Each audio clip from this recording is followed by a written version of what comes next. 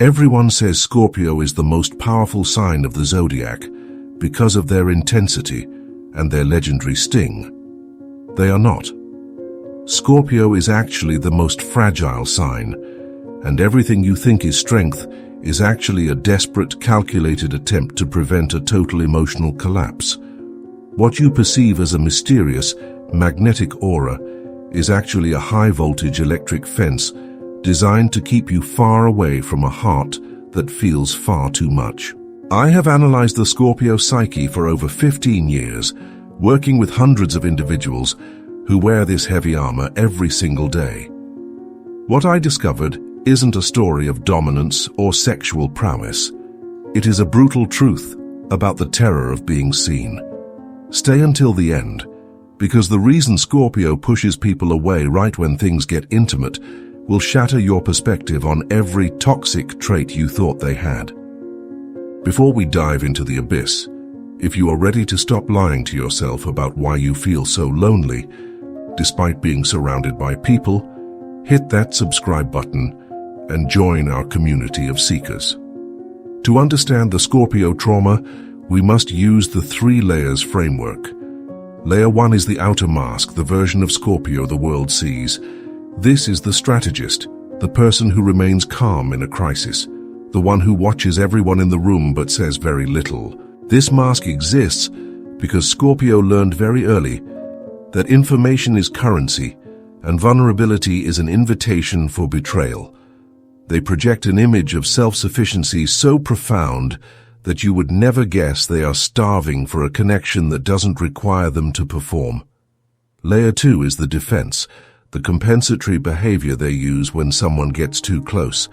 This is where the famous jealousy, the testing, and the sting come into play. When a Scorpio feels a genuine emotional threat, they don't cry, they provoke.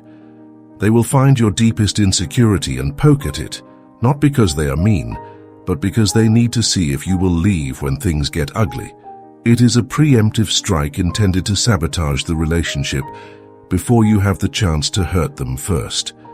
Layer 3 is the core truth, the trauma that no one sees. At the center of every Scorpio is a profound fear of annihilation. This isn't just a fear of a breakup.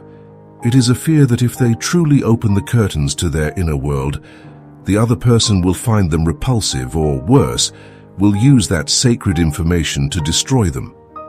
This trauma usually stems from a childhood where their intense emotions were either mocked, ignored, or used against them by a primary caregiver.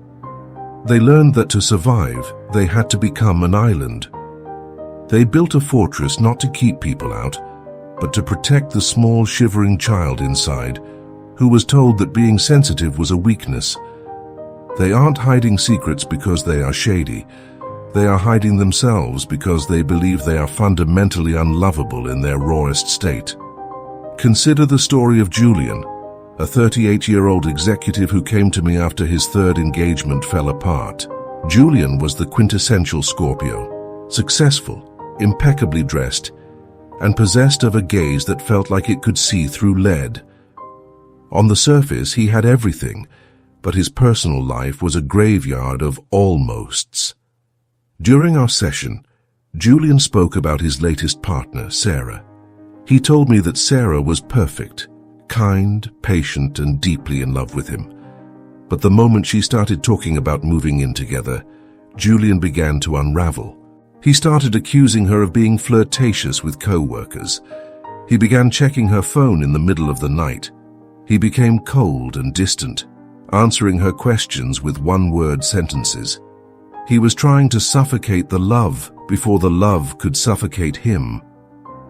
The breaking point happened on a Tuesday evening.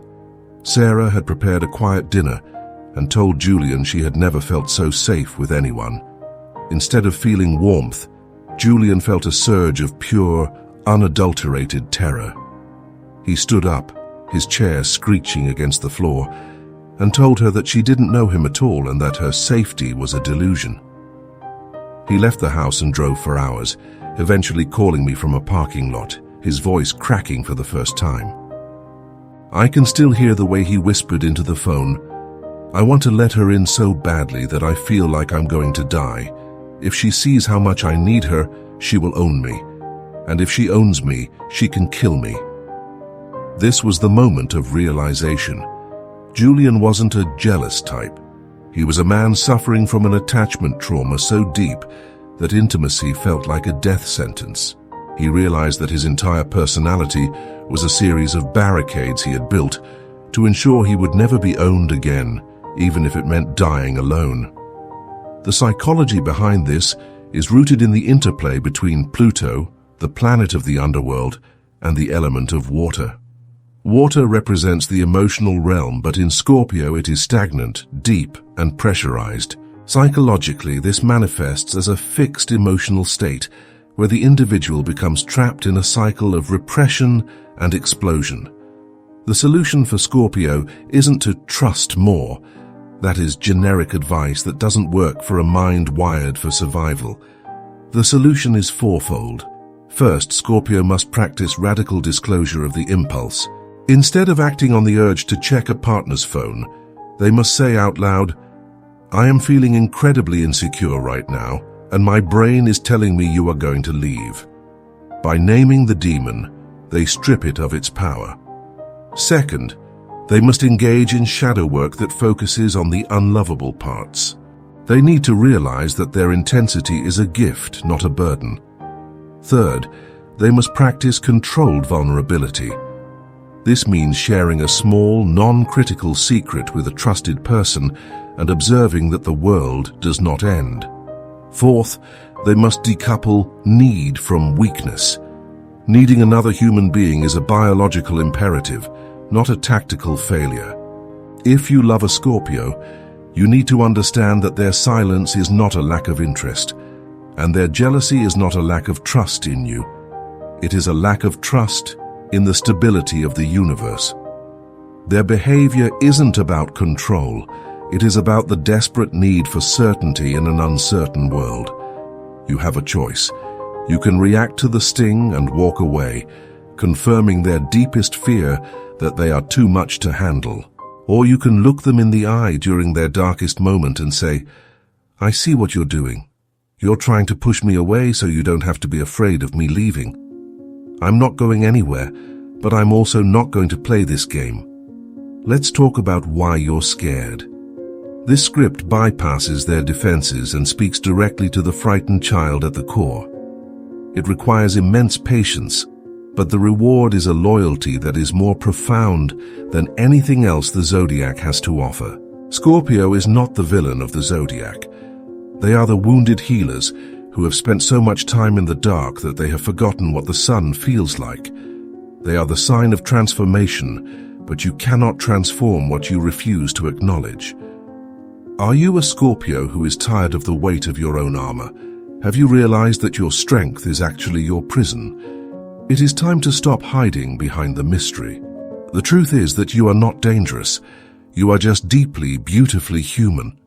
Comment below with the word fortress if you've been building walls instead of bridges, and tell me one thing you've been too afraid to share with the world.